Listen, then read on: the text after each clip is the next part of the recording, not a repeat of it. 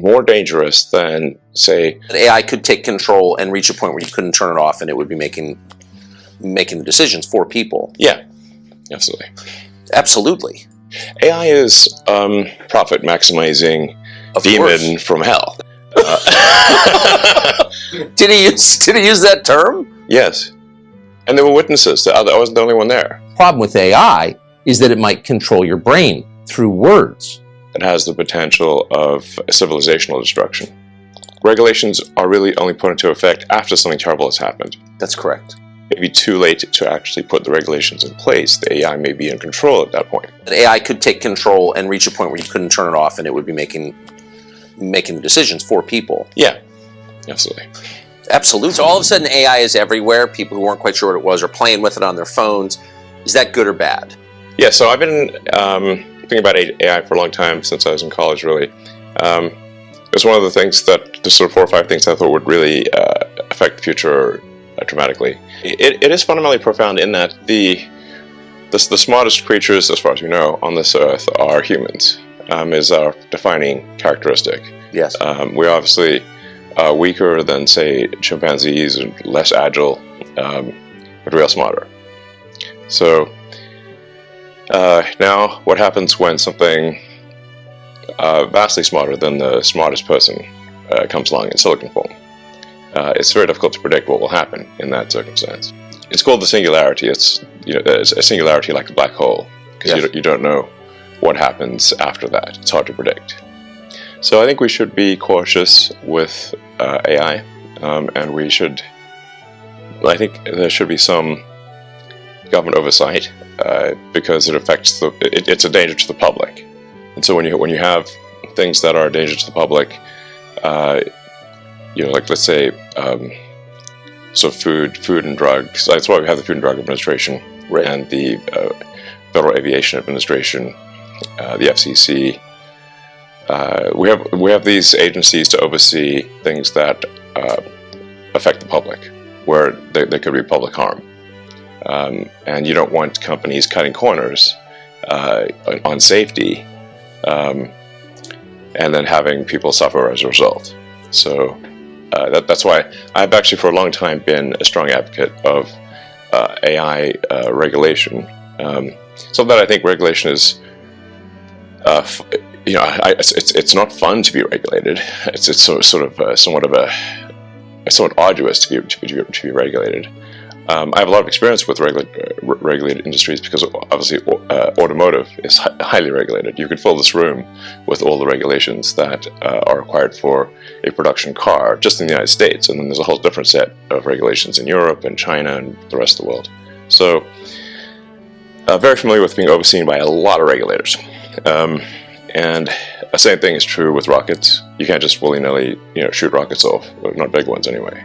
Because the FAA oversees that, and then even to get a launch license, there are probably half a dozen or more federal agencies that need to approve it, plus state agencies. So I've been through so many regulatory situations; it's insane. And sometimes people think I'm some sort of like regulatory maverick that sort of defies regulators on a regular basis, but this is actually not the case. Once in a blue moon, rarely I will disagree with regulators, but the vast majority of the time, my companies agree with the regulations and comply.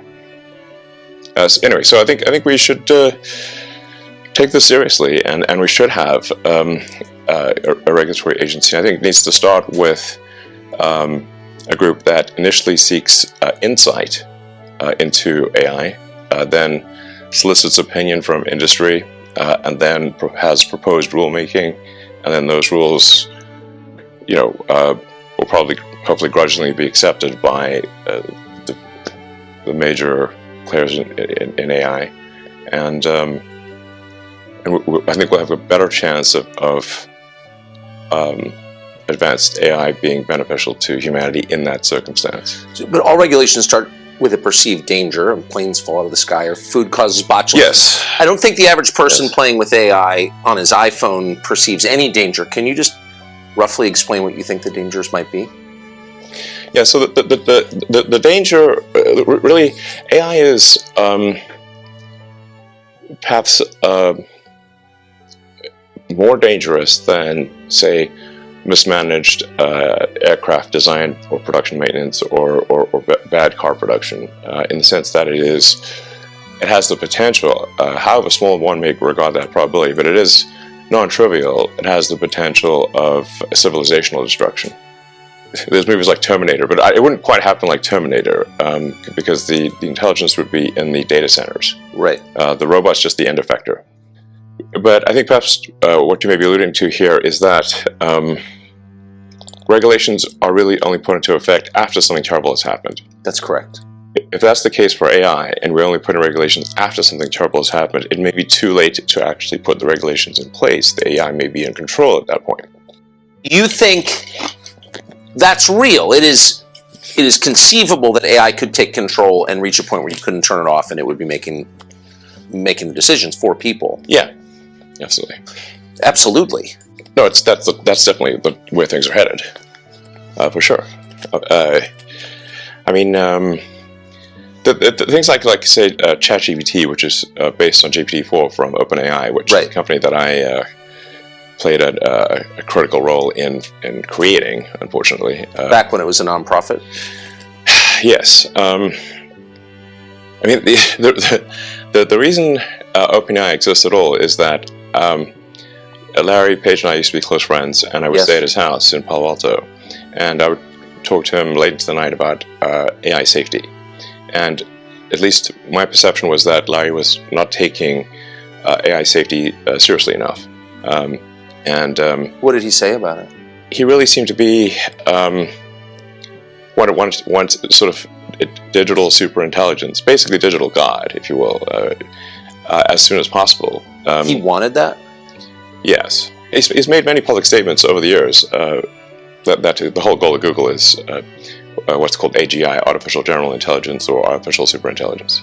No, and I agree with him that there's great potential for good, but there's also potential for bad. And so if you've got some radical new technology, you want to try to take the set of actions that maximize the probability that it will do good and minimize the probability it will do bad things. Yes. It can't just be hell for leather. It's just go, barreling forward and, hope for the best. And then at one point, I said, well, what about, we're going to make sure humanity's okay here. And